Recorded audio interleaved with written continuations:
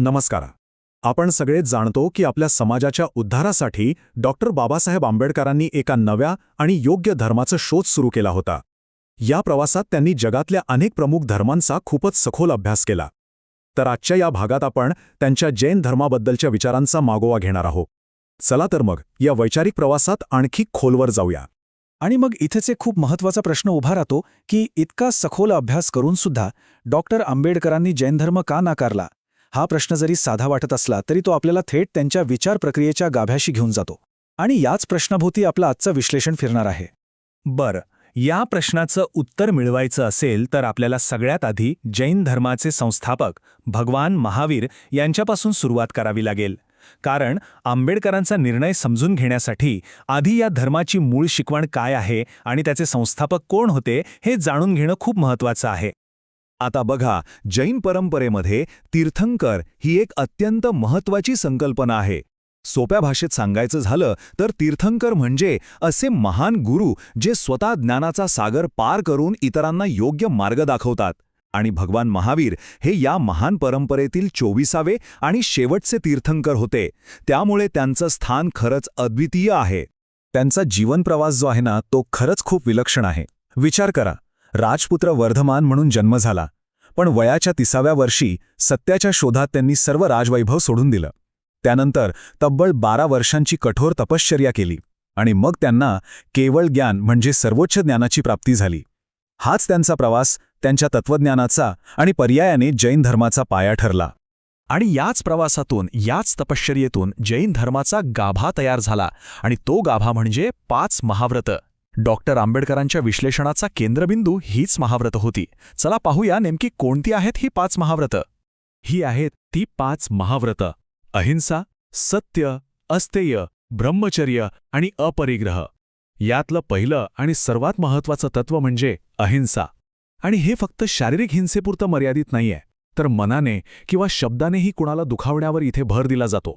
खरं तर प्रत्येक व्रत हे कठोर आत्मसंयमाचाच एक प्रतीक आहे.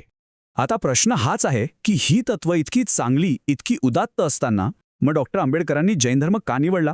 आणि इथेच त्यांचं तर्कशुद्ध आणि व्यावहारिक विश्लेषण सुरू होतं. त्यांची कारणं ही त्यांच्या सामाजिक ध्येयांशी घट्टपणे जोडलेली होती. याचं कारण समजून घेण्यासाठी आपल्याला डॉक्टर आंबेडकरांची कसोटी बघावी लागेल. त्यांचा निकष अगदी स्पष्ट होता. त्यांना असा धर्म हवा होता जो फक्त वैयक्तिक मोक्षापुरता मर्यादित राहणार नाही, तर एका मोठ्या जनसमुदायासाठी व्यावहारिक पातळीवर स्वीकारता येईल. आणि सगळ्यात महत्त्वाचं, जो सामाजिक प्रगतीला चालना देईल. याच निकषावर त्यांनी प्रत्येक धर्माला पारखलं. त्यांच्या मते पहिला मुद्दा होता जैन धर्मातील अत्यंत कठोर जीवनशैली, विशेषतः अहिंसेचं पालन. म्हणजे बघा, जैन धर्मात चालतानाही जमिनीवरचे सूक्ष्म जीव मारले जाऊ नयेत इतकी टोकाची काळजी घेतली जाते. हे वैयक्तिक साधनेसाठी खूप प्रशंसनीय आहे, पण आंबेडकरांना वाटलं की शेतकरी, कामगार अशा मोठ्या वर्गासाठी दैनंदिन जीवनात हे नियम पाळणं जवळजवळ अशक्य आहे. त्यांचं दुसरा आणि खरं तर सगळ्यात महत्त्वाचा मुद्दा होता सामाजिक सुधारणेचा. जैन धर्माचा केंद्रबिंदू हा वैयक्तिक आत्म्याची शुद्धी आणि मोक्ष आहे. पण डॉक्टर आंबेडकरांचं मुख्य ध्येय काय होतं?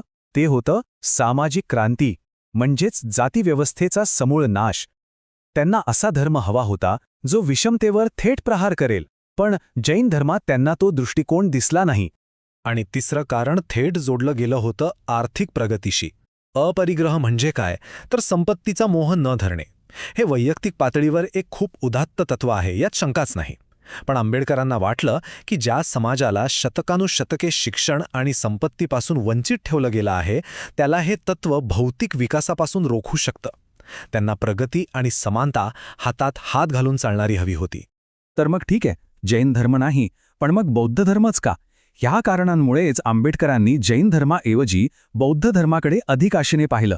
या 2 धर्मांची तुलना केली की आंबेडकरांना बौद्ध धर्म आपल्या ध्येयांसाठी अधिक अनुकूल का वाटला हे अगदी स्पष्ट होतं. आणि इथेच आपल्याला या 2 धर्मांमधला फरक अगदी स्पष्टपणे दिसतो. बघा, एकीकडे जैन धर्माची कठोर तपस्या, तर दुसरीकडे बौद्ध धर्माचा व्यावहारिक मध्यम मार्ग. एकीकडे वैयक्तिक मोक्षावर भर, तर दुसरीकडे संपूर्ण समाजाबद्दल करुणा आणि प्रज्ञा यावर भर. बौद्ध धर्मातील समानता, बंधुत्व आणि तर्कशुद्धता ही तत्त्व आंबेडकरांच्या सामाजिक क्रांतीच्या ध्येयाशी थेट जुळणारी होती. पण एक गोष्ट इथे आपण सगळ्यांनी लक्षात ठेवणं खूप गरजेचं आहे. या संपूर्ण विश्लेषणाचा अर्थ असा नाही की आंबेडकरांनी जैन धर्मावर किंवा त्याच्या संस्थापकांवर टीका केली. त्यांनी जे केलं तो निव्वळ टीकात्मक पवित्रा नव्हता, तर तो एक सखोल, तर्कशुद्ध आणि विवेकपूर्ण अभ्यास होता. त्यांनी भगवान महावीरांचा किंवा जैन धर्माचा अपमान केला नाही, मुळीच नाही. त्यांचा आदर कायम होता. त्यांचा आक्षेप व्यक्तीवर नव्हताच, तर त्या तत्वांच्या व्यावहारिकतेवर होता, जी तत्त्व त्यांच्या समाजाच्या उन्नतीसाठी त्यांना कदाचित अपुरी वाटत होती. विचार आणि व्यक्ती यातला हा फरक ते स्पष्टपणे जाणत होते. आणि शेवटी डॉक्टर आंबेडकरांचा हा सगळा अभ्यास आपल्याला एका खूप मोठ्या आणि मूलभूत प्रश्नासमोर आणून ठेवतो. तो प्रश्न म्हणजे कोणताही धर्म वैयक्तिक आध्यात्मिक उन्नती आणि संपूर्ण समाजाची भौतिक प्रगती यांच्यात एक सुवर्ण मध्य, एक समतोल कसा साधू शकतो? हा प्रश्न तेव्हाही महत्त्वाचा होता आणि आजही आपल्याला नक्कीच विचार करायला लावणार आहे.